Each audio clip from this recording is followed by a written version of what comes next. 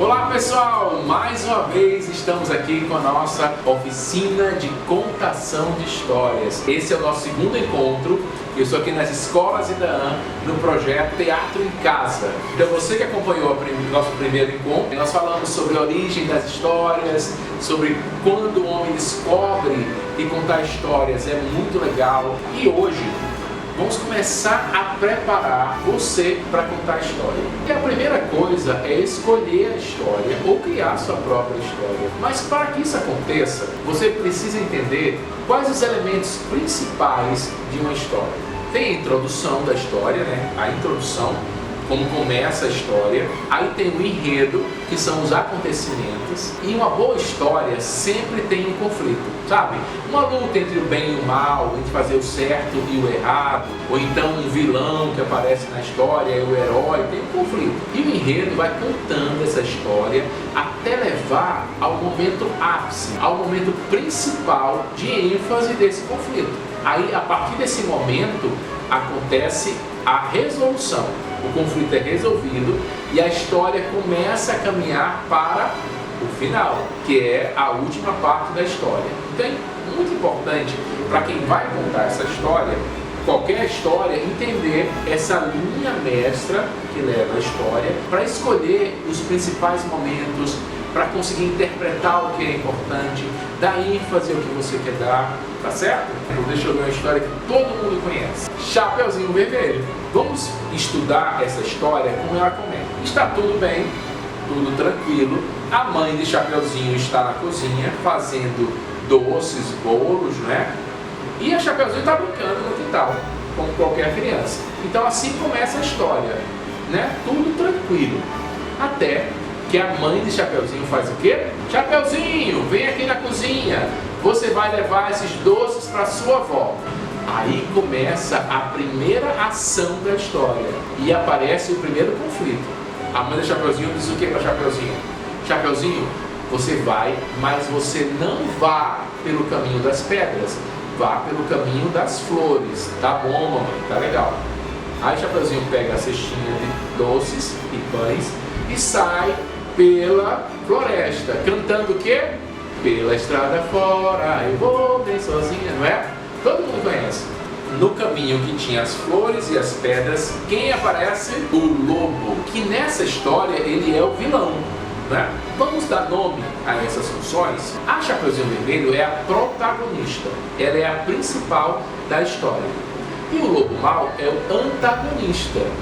Então tem o protagonista e o antagonista, a mocinha e o vilão. Aqui está o grande conflito da história. E o primeiro conflito da Chapeuzinho é quando o lobo diz assim: ah, Chapeuzinho, vai pelas pedras não, é chato, é feio, vai pelas flores, é tão colorido, é tão cheiroso. A Chapeuzinho, nesse primeiro conflito, resolve ouvir o lobo e vai pela estrada das flores. Só que mal sabia Chapeuzinho que o lobo queria chegar primeiro na casa da vovozinha, por isso quando era pelo caminho mais longo. E ele conseguiu chegar lá. Quando ele chega na casa da vovozinha, o que é que o lobo faz? Engole a vovozinha. Que coisa horrível, acabou a história. Esse é o grande conflito. Não. Por que não é o grande conflito? Porque a protagonista é a Chapeuzinho e o antagonista é o lobo. Então o grande conflito tem que acontecer entre a Chapeuzinho e o lobo. A vovó nós chamamos de personagem secundário. Aí ficou lá, o lobo engoliu a vovó, vestiu a roupa da vovó, deitou na cama. Chega quem? Na casa da vovó, Chapeuzinho Vermelho, com os doces, sem saber de nada. Chega lá, quando vê a vovó deitada, acha muito estranho. Mas aí a vovó fala que tá dodói, né? E aí Chapeuzinho começa a fazer aquelas famosas perguntas. Vovó, que olhos grandes você tem? E o lobo mau disfarçado responde: ah, minha netinha, é para te ver melhor. Começa aí o grande momento do conflito. Todo mundo fica nervoso, né? E as crianças que vão ouvir pela primeira vez que você vai ser o contador de histórias, né? Imagina que você vai contar para sua irmãzinha mais nova que não sabe da história, não sabe o que acontece. Você vai dar todo o suspense nesse momento que você sabe que é o conflito. Mas vovó, que orelhas grandes você tem? Ah, minha netinha, é para te escutar melhor. vai aumentando o conflito. Esse é o momento que o contador de história tem que dar mais ênfase. E aí chega um momento que ela pergunta, mas vovó, que boca tão grande? Aí a vovó responde, é pra te engolir. É o momento ápice. Agora, se o lobo consegue engolir a Chapeuzinho, acabou a história. A protagonista acabou. Termina, o lobo sai vencedor. Mas aí aparece um outro personagem secundário, que é o caçador, que salva o Chapeuzinho, retira a vovó da barriga do lobo e fica tudo muito bem, obrigado. E termina a história igual como começou. A Chapeuzinho feliz, a vovó comendo o bolinho dela, Chapeuzinho voltando para casa e o lobo virando pele de caçador. Então você pode contar essa história entendendo os momentos. Por que você estuda a história então? Para entender o enredo, o conflito dos personagens. Para você, como contador dessa história, valorizar cada momento.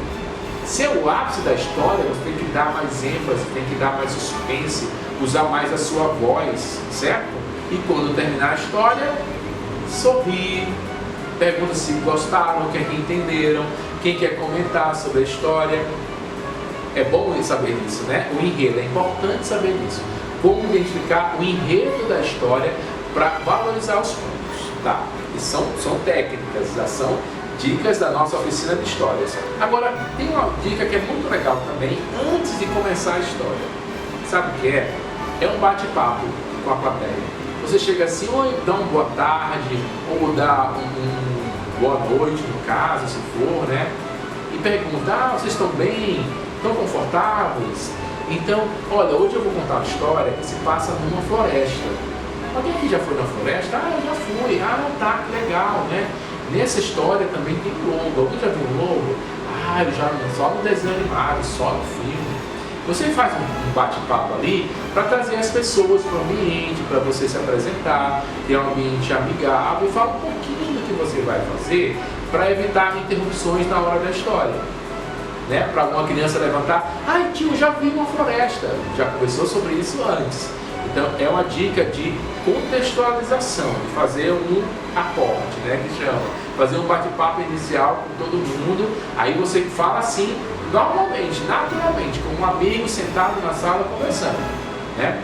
Aí quando for começar a história, aí você assume outra postura de contador de histórias. Era uma vez, aí começa a história. Usamos a Chapeuzinho Vermelho como exemplo para entender a linha mestra de um enredo. Agora você pode também pegar uma história como a Chapeuzinho Vermelho e dar a sua própria versão. Que tal interferir na história? Aí você vai usar a sua criatividade, a sua imaginação, e quem vai ouvir a história vai dizer assim, ah, Chapeuzinho Vermelho, já sei. Aí vai ficar lá para ouvir e vai ser surpreendido com a sua nova versão de Chapeuzinho Vermelho. Aí você pode deixar a imaginação correr solta. Você entendendo o enredo, os personagens, você consegue brincar e usar a criatividade e surpreender quem vai assistir a sua história. Legal, né? Então, além do enredo, tem essa questão de fazer essa conversa antes, tem também o cenário da história. No livro que você pegar, a maioria tem ilustrações, não tem? A maioria tem. E aí você vai ver, se passa numa floresta, que ela é do Curupira. Então, não é que você vai fazer o cenário, porque não é teatro, é contação de histórias. Mas você vai estudar também aonde a história se passa, para dar informações para as pessoas que estão ouvindo a história. Então, se é uma floresta, e era uma floresta muito verde, e o sol mal podia entrar na floresta de tão fechada que eram as copas das árvores. Tinha um cheiro forte, úmido, de folhas, de essências, de frutas. Vai começar a contar às pessoas como é a sua floresta. Então, o contador de história vai descrever o cenário onde passa, com detalhes. Isso é o que? Imaginação. Isso vai estimular a imaginação de quem está ouvindo a história.